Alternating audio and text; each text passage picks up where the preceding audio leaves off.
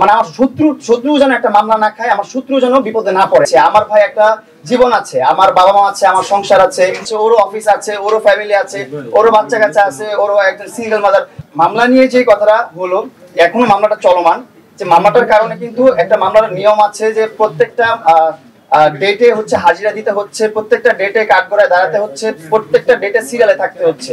একটা ওইখানে আদালত খুব খারাপ একটা জায়গা। আমি দোয়া করি যে মানুষ মানে আমার শত্রু যেন একটা মামলা না খায়, আমার শত্রু যেন বিপদে না পড়ে, আমি এই দোয়া করি। কারণ ওইখানে কত ধরনের মানুষ আছে আপনারা গেলে বুঝতে পারবেন। ওইখানে দুনিয়ার যত খারাপ মানুষ আছে সবই তো ওইখানে যে সব আসামিদেরকে ধরে নিয়ে যাচ্ছে, এগুলো দেখতে হচ্ছে। সেইগুলো তো মানে ভালো এক্সপিরিয়েন্স না, এগুলো খারাপ এক্সপিরিয়েন্স, এগুলো জীবনের খারাপ ইম্প্যাক্ট চলে আসে।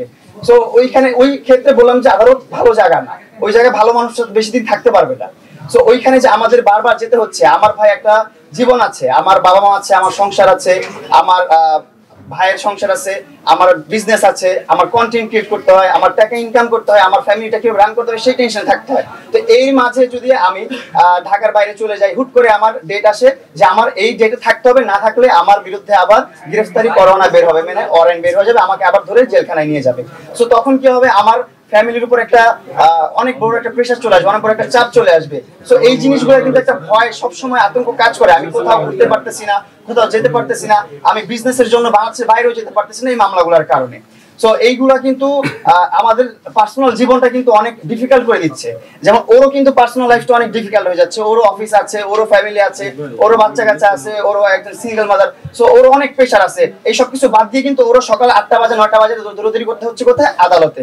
সো সেম পর্যায়ে কিন্তু আমরা আছি। ও একটা শাস্তি দিতে চাইছে আমাকে, ও শাস্তি দিতে পারছে, শাস্তি দেওয়া হয়ে গেছে, আমি জেল থেকে ঘুরে আসছি, এটাই তো আমার অনেক বড় শাস্তি, আমার জীবনের সবচেয়ে বড়। হ্যাঁ, রিয়েলাইজেশন হোক, তারপরে তার চেয়ে অনেক বেশি কিছু যদি হওয়ার ছিল সেটাও হয়ে গেছে আমার জীবনে।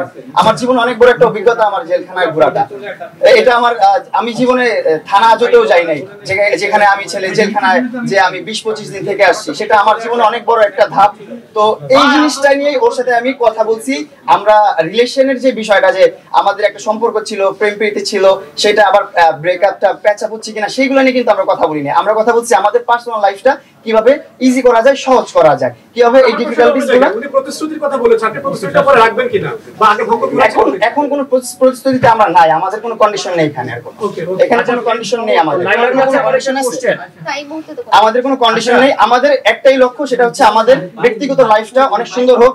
সো আমি চাইছি এইটাই, যে আমাদের যে কোর্টে যে দৌড়াদৌড়ির বিষয়টা, যে হ্যাসেলের বিষয়টা, যে একটা টেনশনে থাকার বিষয়টা, এটা কিন্তু যাদের নামে মামলা আছে, মোকদ্দমা আছে, তারা বুঝে যে কতটা পেরেশানিতে তারা থাকে। যে মামলা খায় সেও পেরেশানি থাকে, যে মামলা দেয় সেও কিন্তু সেম পেরেশানিতেই থাকে। আমি তো শেষ করি ভাইয়া, আমি তো শেষ করি, সেম পেরেশানি থাকে। এই পেরেশানিটা শেষ করার জন্যই ওর সাথে আমার কথা বলা, আবার সবকিছু বলা। আমরা যদি যেভাবে সলিউশন আসে, যেভাবে হলে জীবনটা সহজ হবে, সুন্দর হবে, আগের মতো নর্মাল লাইফটা লিড করতে হবে, সেই প্রত্যেকটা স্টেপ নিতে আমি রাজি। ওর কাছে বলছি আমি।